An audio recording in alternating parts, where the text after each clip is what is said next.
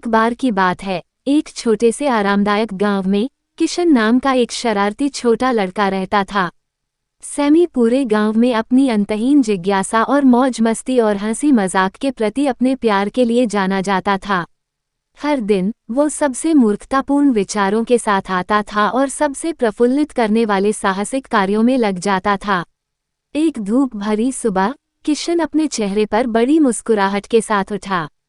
उसके पास दिन के लिए एक शानदार योजना थी। वह एक खोजकर्ता बनने और प्रसिद्ध गिगल जेम की खोज करने जा रहा था। ऐसा कहा जाता है कि इस बहुमूल्य रत्न में ऐसी शक्ति है कि जो भी इसे पाता है वह अनियंत्रित हंसी से लोटपोट हो जाता है।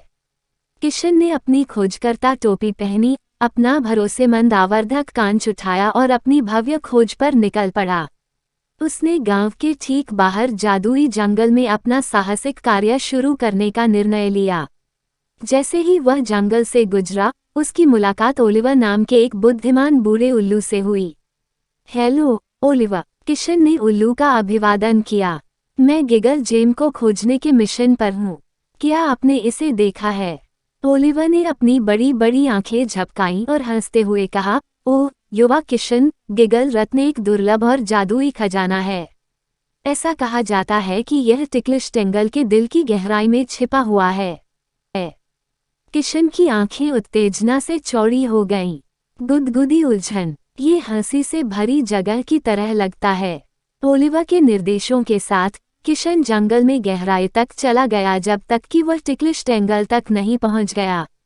उसे आश्चर्य हुआ जब जंगल के इस हिस्से में पेड़ रोएदार गुदगुदी लताओं से ढके हुए थे। निर्देशों के साथ किशन हंसने से खुद को नहीं रोक सका। ऐसा लग रहा था जैसे बेलों का अपना मन हो जो उसे लगातार गुदगुदी कर रही हो। किशन की हंसी पूरे जंगल में गूंज उठी, जिसने स्क्वीकी नाम की एक शरारती गिलहरी का ध्यान आकर्षित किया। गिलहरी एक पेड़ से नीचे कूदी और बोली, हे तुम गिगल रत्न की तलाश कर रहे हो, है ना? मैं तुम्हें रास्ता दिखा सकती हूँ, लेकिन केवल तभी जब तुम मुझे एक मूर्खतापूर्ण नृत्य में हरा सकते हो। चुनौती स्वीकार की गई। किशन और स्क्वीकी ने जंगल में अब तक का सबसे मूर्खतापूर्ण नृत्य देखा था। वे घूमते रहे और जीत की ओर बढ़ते रहे। थका हुआ लेकिन विजयी सेमी विजेता बनकर उभरा। स्क्वीकी किशन को टिकलिश टेंगल के केंद्र में ले गया, जहां उन्हें लताओं के बीच एक चमकदार रत्न मिला। किशन ने गिगल जेम को अपने हाथों में पकड़ लिया और उसे तुरंत खुशी महसूस हुई। वह हंसे बिना नहीं रह सका और उसकी हंसी इतनी प्रभावशाली थी कि स्क्वीकी भी अनियंत्रित रूप से हंसने लगा। गिगल जेम हाथ में लेकर किशन गांव लौट आया। जैसे ही उन्होंने गुदगुदी और नृत्य की अपनी कहानी साझा की, उनके आसपास मौजूद सभी लोग हंसने लगे। गिगल जेम वास्तव में कहानी सुनने वाले सभी लोगों के लिए खुशी और हंसी लेकर आया था। और इस तरह किशन का मूर्खतापूर्ण साहसिक कार्य गांव में एक प्रसिद्ध कहानी बन गया।